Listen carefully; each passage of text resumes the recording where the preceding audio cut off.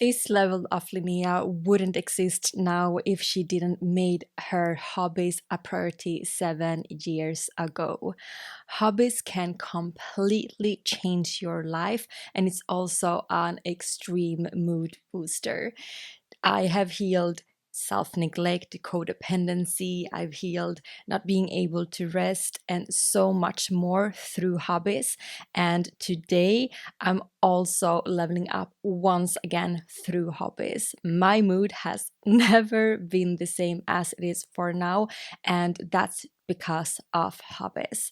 So, today I actually want to talk about hobbies and how they can completely level you up in life and get you on board to a totally new type of life. So today I would love to talk about this, how you can level up through hobbies, actually what you can gain from it, what are the benefits with having and prioritizing making space for your hobbies, but also how you can make it fit into your schedule, your own rhythm, how it looks for you in your day to day, and maybe also what type of hobbies which are the best for you.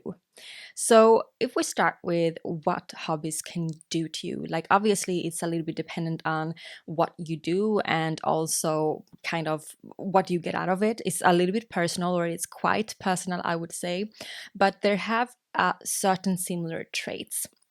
One is increasing your level of imagination and increasing your level of play makes you feel more rested, relaxed. You don't take life so seriously any longer, and it can also increase your positivity. This is a way for you to understand that there are new perspectives to things in life and new angles, but also how you can really evolve in the belief of everything is possible. Hobbies can really make you imagine bigger than ever imagine. It's also a place to rest and to be more meditative. I mean, when you're coloring a book or when you are painting, that is an inner process which you can sit in a very meditative space often. And many do say that painting or coloring something usually is seen as a own therapy session in itself. So it can also be very refilling, right? Like hobbies are a refilling activity instead of a draining one. Through hobbies, you also boost your creativity and you increase the connection with self. So, this is a place where you can also have a safe space for dealing and juggling with your emotions, understand yourself more, and going much more deeper into a certain theme or an area in which you would like. So, there are tons of more, and I can continue this list. And as I said, this is also personal and depending on what type of activity you are doing. But hobbies can really level up your life completely.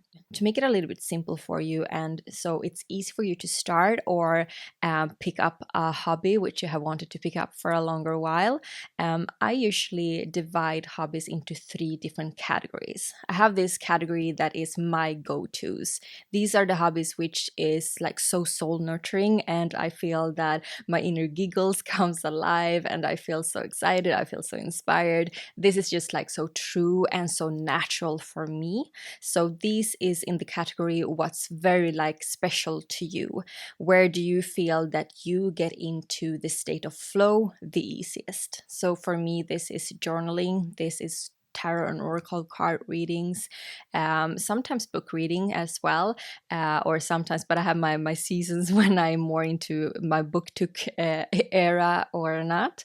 But this is also, writing. It's in one way or another expressing myself through words, I would say. That's the way how I get the easiest and deepest into the state of flow, and where I also can like sit for hours and hours and hours just like journaling on different questions. And then we have the seasonal hobbies.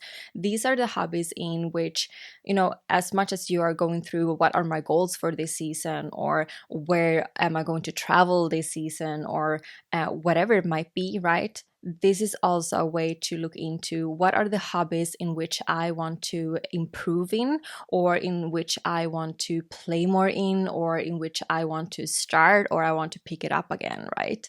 And I think it's brilliant to take help from the energies of the season. So now we're entering the season of fall. So then it's more so homebody activities and homebody hobbies that suits my vibe. At least I love to sneak in on an evening and just do my own things. So this might be a little bit more like introspective, but this fall I also feel for having a lot of different activities outside as well. So it can depend a little bit on where I'm at in my leveling up process as well, right? But I'm just like setting the tone for the season which I'm in and what kind of seasonal hobbies which I want to do. So for instance, that can be like baking pumpkin pies, or it can be like creating your own pumpkin spice, right? Whatever it is for you that you feel that, oh my god, this is really setting the ambience and setting the tone and setting the giggliness, the whimsical into this season, that's perfect. Okay, hobbies should really be playful. It doesn't have to feel important or serious at all. They should feel like just so fun to do, and even if it feels the most silliest, that is exactly the energy that you're going for this season. Okay, we have your go-tos, we have your seasonal hobbies, and the third and last category is your new favs. I think it's so extremely expansive when you make sure that you're inviting something new every season. Every time you're thinking about, okay, now I want to look what type of hobbies I'm doing right now and what I want to invite, look into something that you haven't started before, or it was so long time you did it, or you want to do it in a very new way. Inviting something new opens up your perspectives, and it helps you truly in your internal level up as well. I feel that this is also something where you gain new type of energies which you haven't really touched upon yet, or you haven't touched it for a very long time, right? So that's why you're also changing your identity through actually also inviting new activities, or you are embracing more of who you are. So this season for me, for instance, I am inviting cozy games, and this is something that I haven't done. I played computer games when I was little, and I remember we had like this gaming period, a couple of friends of mine, when we went home to each other's home and played.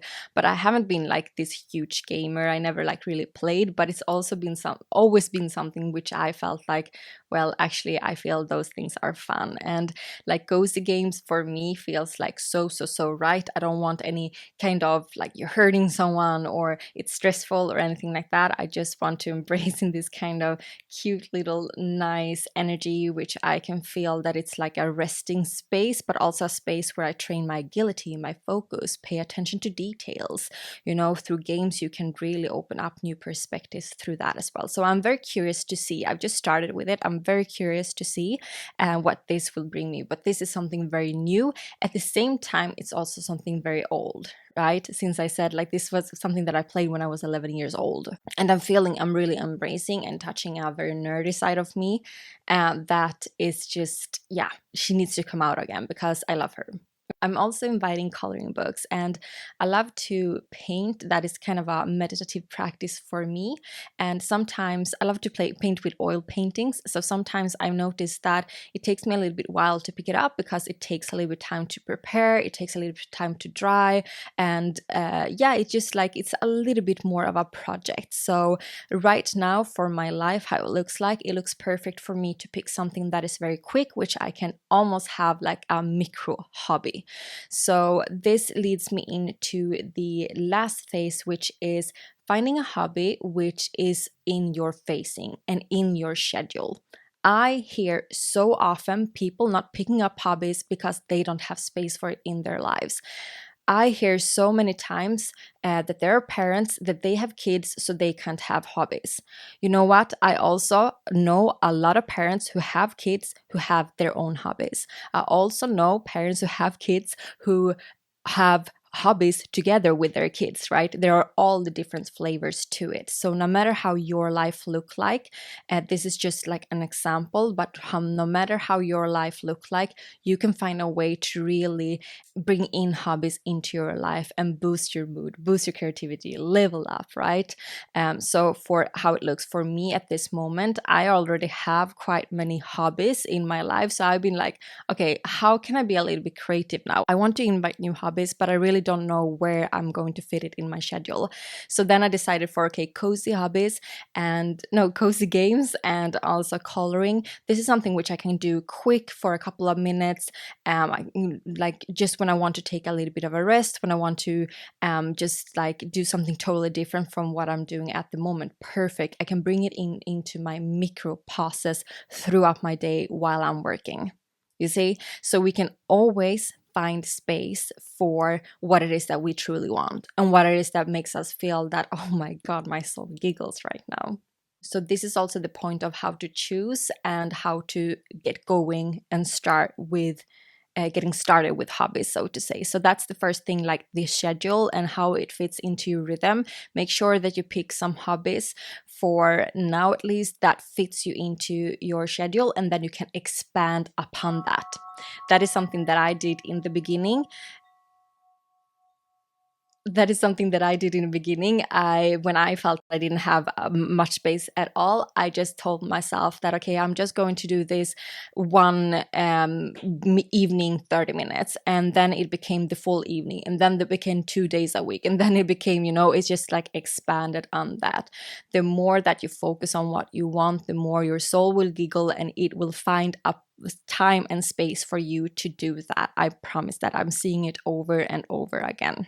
Pick also a cozy hobby this season for you to feel that it expands you. I think it's so important to find something in your life where it expands you on some level. It makes you feel that you feel out of your comfort zone a little bit, like you're stretching that one, or it makes it you feel that you are even more so boosting your self-image, or it makes you feel that you are finding new perspectives to life, or you maybe become more imaginative if you feel that you are not that imaginative, for instance. Like, let the hobbies which you pick be intentional with this and ask yourself, like, what's the level of expansion that I'm craving in my life at this time, and what type of hobby can fit that.